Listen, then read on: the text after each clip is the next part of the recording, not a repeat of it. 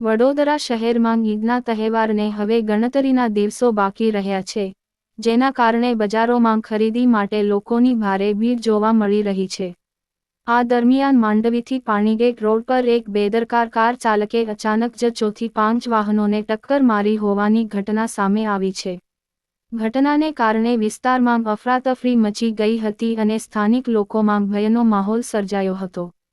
સદનસીબે આ બનાવમાં કોઈ મોટી જાનહાનિ થઈ હોવાની માહિતી પ્રાપ્ત નથી, પરંતુ કેટલાક વાહનોને નુકસાન થયું હોવાનું જાણવા મળ્યું છે।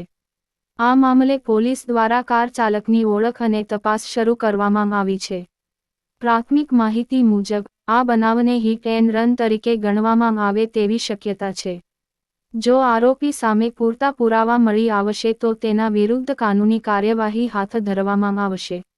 હાલ પોલીસ સમગ્ર ઘટનાની ગંભીરતાથી તપાસ કરી રહી છે અને સીસીટીવી ફૂટેજના આધારે આરોપીને ઝડપી પાડવા પ્રયત્નો તેજ કરવામાં આવ્યા છે।